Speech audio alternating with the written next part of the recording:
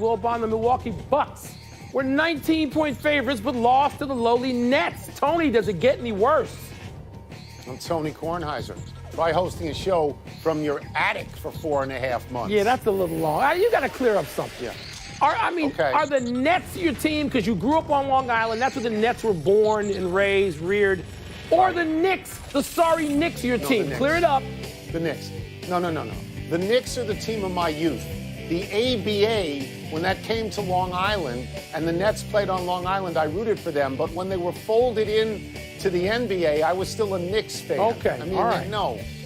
The Knicks I give you were the credit team of my youth. for declaring yourself with the Knicks. Oh, my God, I give you credit for that. Well, that's really where I was. You know, we've gone through this a lot. Crazy old man in his own attic. This is day 106. In today's episode, the Marlins return to the field. Aaron Rodgers ponders his future, and some NBA coaches sound like they're done with wearing suits. But we begin today with Zion Williamson. He was on the court at the end of last night's win over Memphis. In fact, he played 10 of his 25 minutes in the fourth quarter. That is up from 0 minutes in the fourth quarter and about 15 minutes in the entire games against the Jazz and the Clippers. Zion attempted a career-high 21 field goals. He scored 23 points. Wilbon, the Pelicans were deliberately holding Zion back and lost twice. They held him back less last night, and they won. Should they hold him back even less from now on? It depends on his health. And by the way, are you going to start this segment? You will start this segment with, I was wrong, Mike. I was wrong, Wilbon, because I told you. I said he's going to play at least 21 minutes. He played 25. I told you New Orleans was going to win, and you were just apoplectic. Oh, my God, Zion's never going to play again. He looked pretty good, didn't he? Well, yeah, but that's not true. I mean, I did not think he would play this much because you told me David Griffin, the sainted David Griffin, was going to hold him back. Big picture. Was going to hold him back. Big picture. Okay, so should they play him a little bit more in order to make the playoffs? Depends on what they observe on the off days in practice. Depends on what the medical staff observes. And I mean this literally. I'm not funning now, Tone. Look, this kid's long-term health is what is of utmost importance to the New Orleans franchise. And I know you don't disagree with that, even though you love watching him. I know that's why you want to see him out there, you and millions of others. Yeah. But Tony, they've got to take the big picture. Look here. Look, I don't know. New Orleans, you're going to try to make the playoffs, get to the play-in game, whatever. San Antonio, even though they lost last night, I mean, San Antonio looks pretty good to me, and they got a track record, having been in the postseason 22 straight years or whatever it is. I don't know they can make it. You assess every day based on, 1, his health, and 2, your position. I'm going to get to his health and dismiss it very briefly. He's got an enormous body. He jumps like a crazy man. Landing is hard. So I don't know if he's going to be any better next year or the year after because his body is so unique. I just simply want him to play about 30 minutes because I take the Adam Silver point of view to try and get him in the playoffs. What I want to talk about, Mike, is Memphis. If I were Memphis, I would be steamed at the NBA. I'm with you. Okay, I would say the NBA has targeted me to get rid of me, to put this kid Zion in the playoffs because I was 3.5 clear and I was an 8th. Yes. And now, here's my schedule, Mike. If I'm Memphis, my schedule is Utah, Oklahoma City, Toronto, Boston, Milwaukee. That's 0-5, Mike. That's 0-5. Here's New Orleans, Sacramento, Washington, San Antonio, Sacramento, Orlando. That's 4-1. Probably. So I think that Memphis is going to have to play a play. I think they're going to get shredded. Tony, John Morant gave voice to this about 5 days ago. He said, what are they doing to us? I mean, this was they were targeted. You're right. It's not, both of us were on the record. We wanted the playoff teams, the 16 teams that had already qualified, to start the restart. And that's not the case. But you know what, Tony? The NBA has drama. They got drama on TV. That's what this is about. And they got your boy Zion because everybody wants to see him. I agree with John Morant, but I would back off if I were John Morant because last night he went 5 of 21 and 1 for 10 from 3. It wasn't good. So I'd back off. Wasn't good. Yeah. It's your fault. People like you. You and your ilk. You demanded Zion. Now you got Zion. You people. Yeah, okay. Now to baseball and tonight's expected return of the virally embattled Miami Marlins. The team's healthy players are due to take the field in Baltimore after being sequestered in Philly for more than a week. Yeah.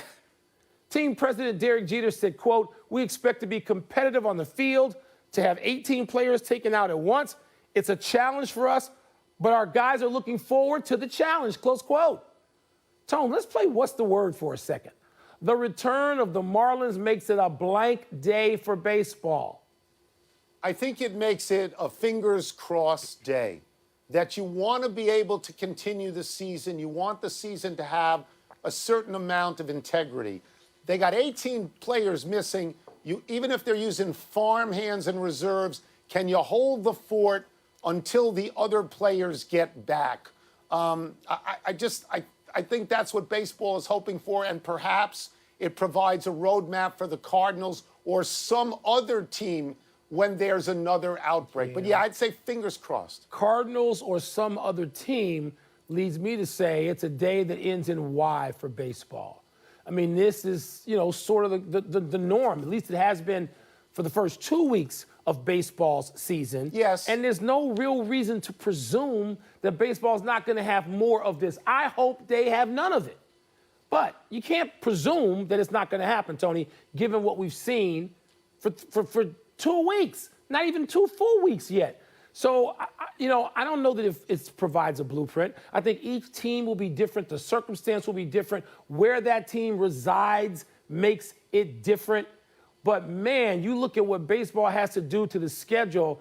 And, yes, I agree with you about fingers crossed. Because right now, if you're Rob Manfred and you've run out there and publicly said, "I'm not a quitter, we're not quitters," I mean, you put some pressure on yourself to deliver a season no matter what. That's what baseball is trying to do. I know. Baseball is trying to press on, get as many games in as they have. They probably realize not everybody's going to play 60. You look at Miami, they've missed a whole bunch already. If somebody else in the East has an outbreak, they're going to miss more games. Yeah. They may come in at 45. What you can't have is Miami at the end of the season at 2-1 saying our percentage is good and we want to be in the playoffs. No, you can't. Derek Jeter, I just want to read you the one Jeter quote. "The entire traveling party got a little too comfortable. We know they don't want to be in a bubble, Mike. Right. But that's an admission that, you've got to toe the line more than they've done if you want to actually play the games." By the way, speaking of admission, did I just hear you say that somebody may play 45? Something you assailed me for saying on day one of this baseball thing when I said to you, percentages. Because I don't want it. Okay. I want them all to play equally, but you got to get to a certain threshold number. You can't have a team play 15 and go 11-4 and say we're in. It doesn't work that way. Personally, I'm good with the Cubs being 8-2 right now. We can just take some time, kick back. Let's move to the NFL.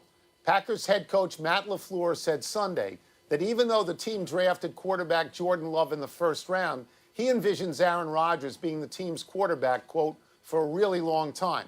To which Rodgers responded yesterday, quote, "I think if I retire on the team's timeline, then all is well. If they're looking to move on before I'm done playing, there becomes an impasse at that point," unquote. Wilbon, does it sound to you like Rodgers is at peace with his place on the Packers?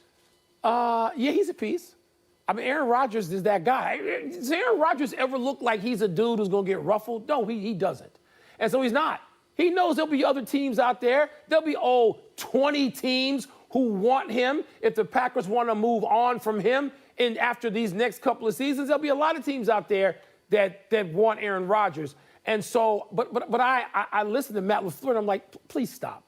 Don't say a really long time, because you don't draft a guy when you drafted Mr. Love so he can sit for a really long time. We've already got an example of this, in Green Bay, Favre and Rodgers. So stop, just stop telling us this garbage about really long time. What's a really long time, a season and a half? Because, Tony, they're going to want to put Love out there, and Rodgers is going to say, fine, go ahead. Bye. Bye-bye. So the day after the draft, I sat, not in my attic, but on the set, I believe, or maybe I was in my attic for all I know. And I told you that this meant that Aaron Rodgers' days with the Green Bay Packers were over.